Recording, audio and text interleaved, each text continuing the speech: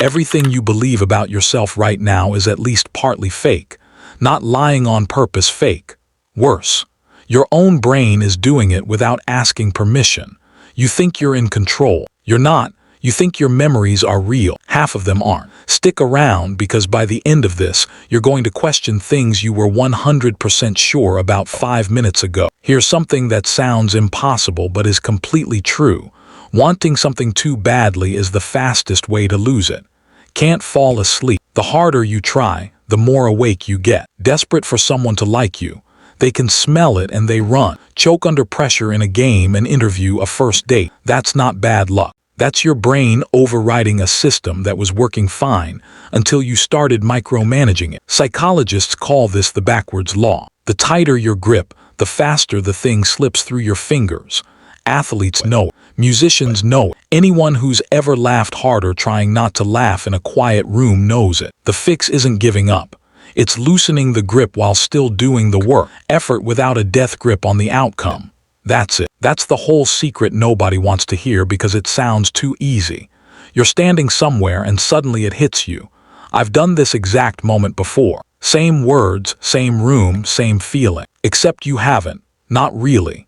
Here's what's actually happening. Your brain has two systems working together, one that experiences things and one that files them into memory. Most of the time, they're perfectly synced. Deja vu happens when there's a tiny lag, a half-second glitch, where your brain files the moment as memory before you've even finished experiencing. So it feels like a memory because technically it just became one. It's not a message from the universe. It's not proof you're psychic. It's a filing error. Your brain's version of a computer stuttering for a split second. And weirdly, the fact that it's just a glitch makes it even more interesting, not less. You can't delete a habit, only replace it. Every habit you have runs on the same three-step loop. A cue, a routine, and a reward. Feel bored, check your phone, get a dopamine hit. Feel stressed, eat something sweet, feel calm for 10 minutes. The loop doesn't care if it's good for you. It only cares that it works. Here's the part that changes everything. You cannot delete a habit loop. The neural pathway stays in your brain forever. What you can do is keep the same cue, keep the same reward, and swap out the routine in the middle. Stressed and reaching for junk food. Keep stressed as the cue, feel better as the reward, but change the routine to a walk or music or 5 push-ups. Same trigger, same payoff, healthier middle step. You're not fighting your brain, you're negotiating with it. And your brain doesn't actually care how you get the reward as long as it gets one. You think your memories are recordings. They're not. They're more like a document that gets re-edited every single time you open it. Every time you recall something, your brain doesn't play back a file.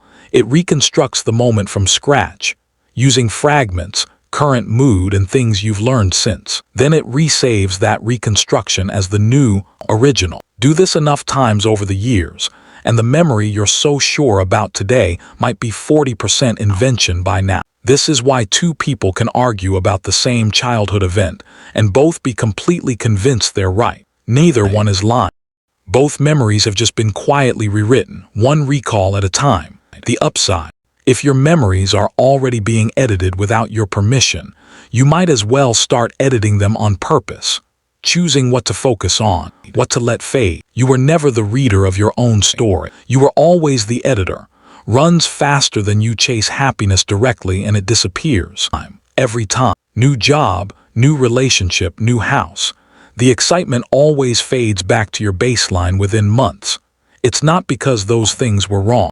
It's because your brain has a happiness set point, and it pulls you back to it no matter what happens, good or bad. This is why lottery winners and accident survivors report almost identical happiness levels a year later. Sounds depressing. It's actually freeing. It means happiness was never a destination you could arrive at and stay. It's a side effect. It shows up when you're building something, connecting with someone, or losing yourself in a task. Never when you're staring directly at it, demanding it show up. Stop chasing the feel. Chase the thing that produces the feeling as a byproduct. That's the only version that actually sticks. You decide with emotion, then invent the logic after you'd like to think you're a rational creature who weighs pros and cons. You're not. Roughly 90% of your decisions are made Your emotionally logical brain first, just shows up afterward to write a press release explaining why it was a smart choice all along. That job you logically chose. You felt pulled toward it, then built the spreadsheet to justify it. That person you had an instant read on. Your emotional brain processed thousands of tiny signals in a fraction of a second, long before your conscious mind caught up. This isn't a flaw to be ashamed of. It's just how the system works. The real power move isn't pretending to be purely logical. It's noticing the gap between the feeling and the action, and using that half-second pause on purpose. So here's where that leaves you. The moments you swear you've lived before, the habits you swear you can't break, the memories you swear are accurate, the happiness you swear you're one step from reaching. None of it works the way you assume. Your brain has been quietly rewriting the rules the whole time, and it never once asked for your approval. The good news: now you know the filter exists, and once you can see it, you can finally start working with it instead of against it.